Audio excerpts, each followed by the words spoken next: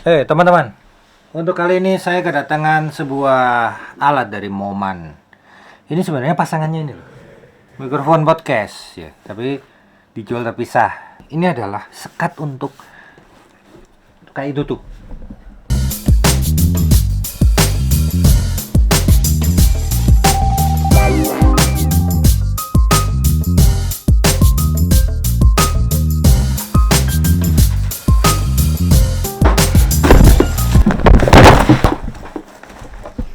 Jadi saya nerima kiriman teman-teman dari seseorang, kiriman misterius. Gede banget deh.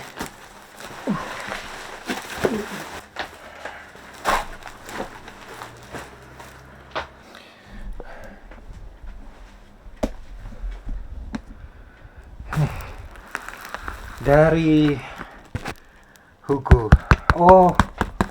Oh iya. Hugo ini berarti drone ini. Evo Autel Evo Nano. Tapi gede banget ini. Apa aja isinya?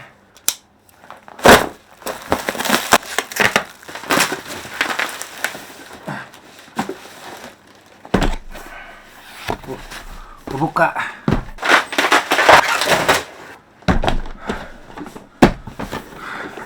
Autel Evo 2 Pro. Wow. Sebentar.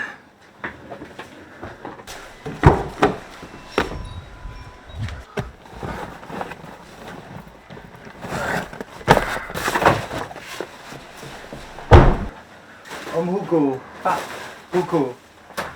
Ini belum saya kembaliin. Udah dikirim ini, ya sini saya mau nge-review, tapi ini Autel gede banget, berat banget ini. Ya, nanti selesai saya segera kembalikan.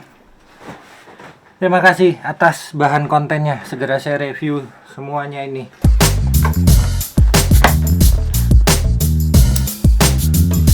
Kembali lagi ke pokok permasalahan. Bukan permasalahan sebetulnya, cuman saya mengreview ini ya. Ini juga kenapa menjadi judul di video saya ini sebagai tips untuk sebuah ruang yang kedap suara, karena ada hubungannya sama ini. Ini kalau kalian beli ini akan mendapatkan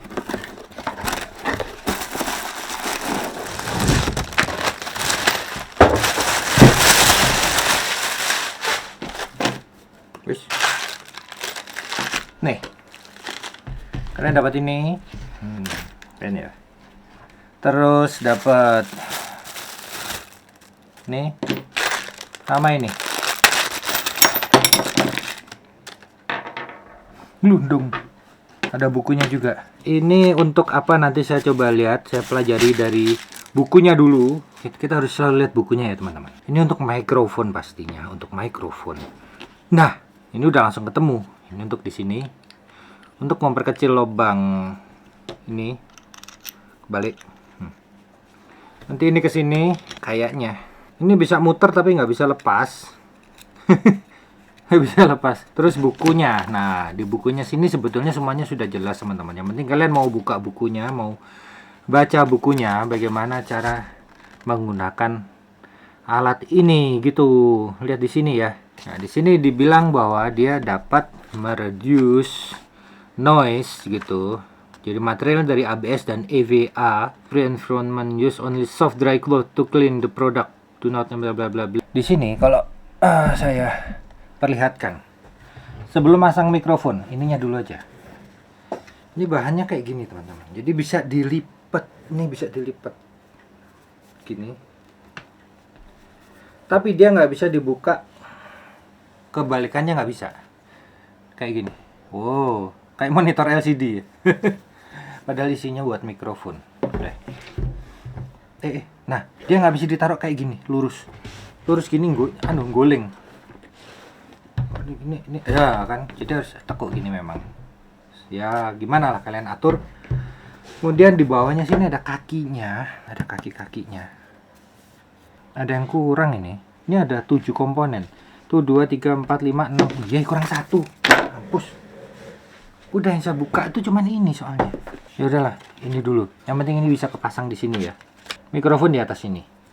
Terus bawahnya lagi adalah di dalamnya ada nomor 6. Terus di dalamnya nomor 6 ada nomor 1. Gitu teman-teman.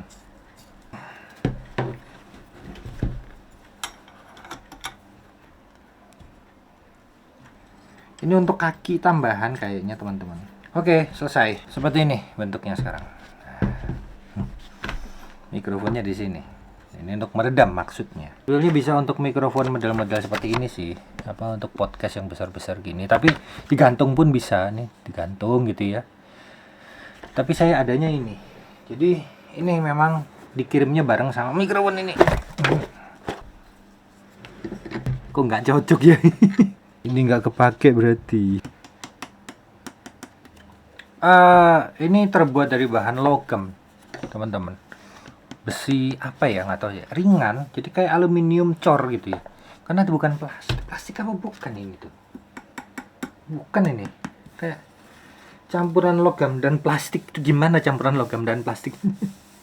Oke, jadi keputusannya begini. Ini tadi mau saya lepas, saya harus nyopot ini. Repot. Dan ini sebenarnya berfungsi juga untuk penyeimbang supaya nggak ambruk ke depan.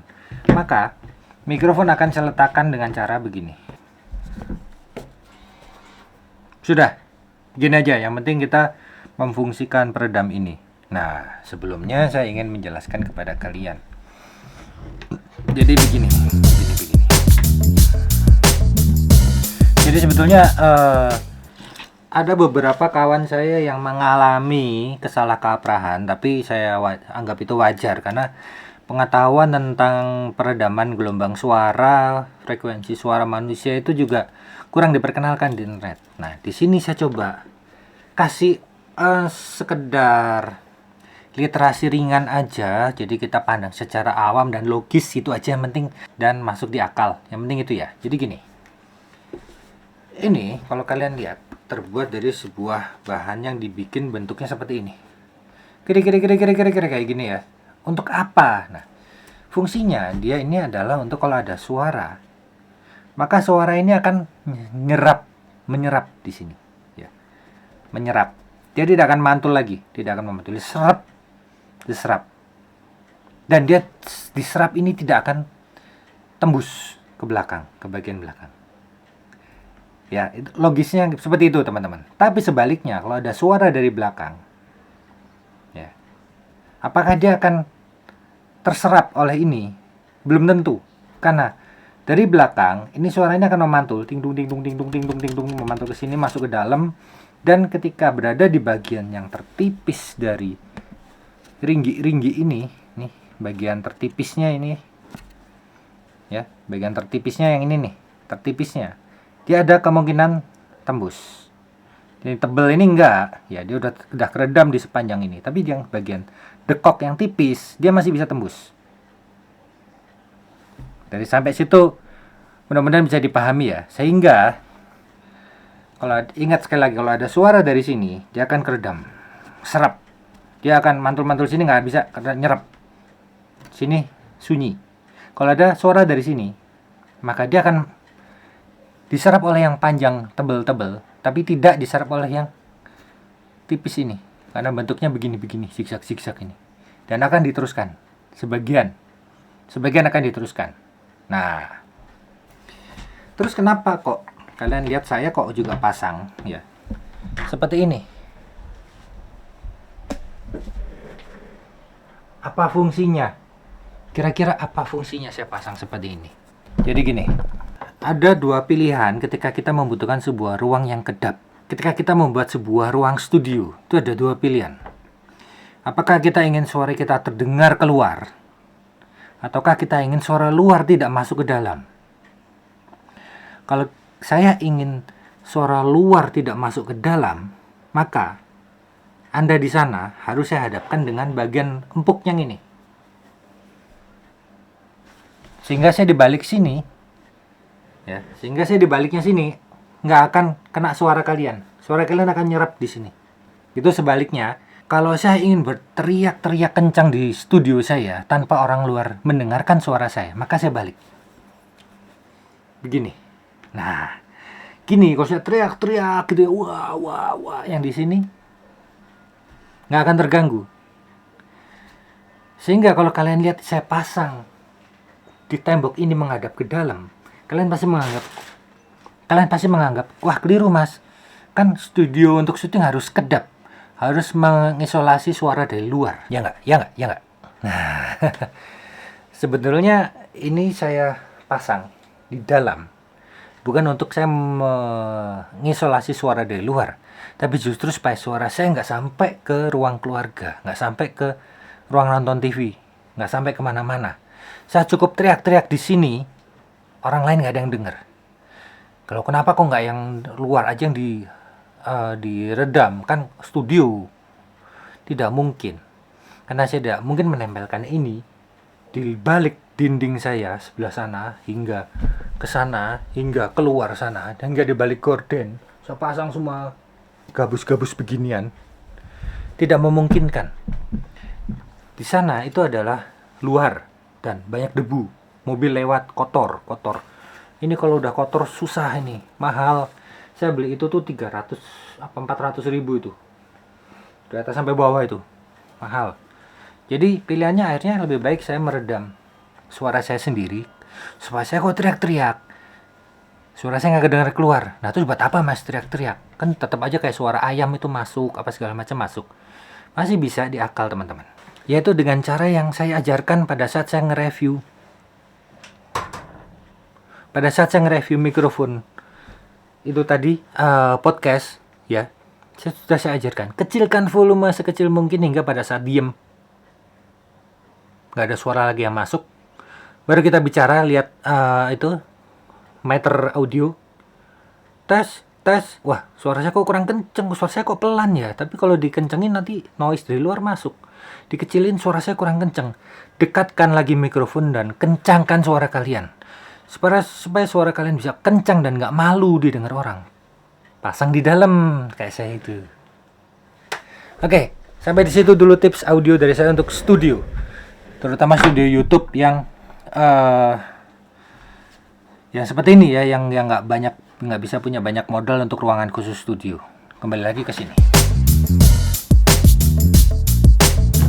Jadi kalau bentuknya seperti ini, maka kalian sudah bisa memberikan penjelasan untuk apa fungsinya.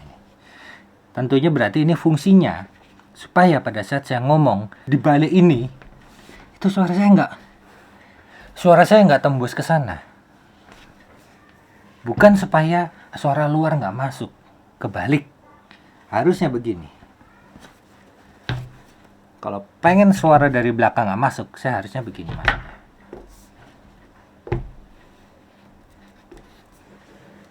Ini baru suara dari sebaliknya ini, baliknya mikrofon nggak akan masuk. Itu yang banyak terjadi kesalahkaprahan dari teman-teman yang belum banyak mencoba mengenai audio.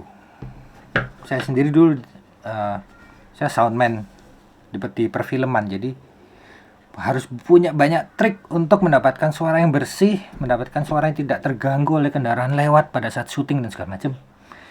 Jadi ya segala cara. Oke, saya ganti ya, pakai yang ini ya.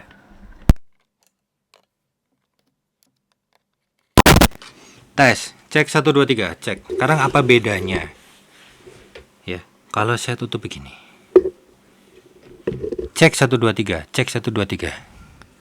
Kalian mau lihat kan? Nih. Cek 1 2 3, tes. Cek 1 2 3, tes. Cek 1 2 3, tes. Cek 1 2 3, tes. Cek 1 2 3, cek 1 2 3, cek 1 2 3. Tidak ada pengaruhnya kecuali gini. Nah, ya. Tapi ya harusnya ini bisa ditekuk ke sini. Ya, bisa ditekuk ke sini. Kebalik gitu, teman-teman. Nah, tapi ini juga kenapa begini? Supaya tidak terjadi gema, ya. Ini sangat mengatasi gema. Kenapa? Kalau kalian ingin teredam dari luar dan dalam, maka luar dan dalam dikasih ginian. Nah, dalam fungsinya supaya tidak terjadi gema. Luar fungsinya untuk meredam yang mau masuk. Saya pakai mikrofon yang mana? Yang ini ya. Sorry. Gitu teman-teman. Jadi alat ini akan sangat berguna jika kalian tambahkan di bagian luarnya busa seperti ini juga, sehingga akan lebih banyak fungsinya sesuai ya, double fungsi gitu. Alat ini sangat praktis, bisa dibawa-bawa kemana-mana enaknya ya, karena bisa dilipat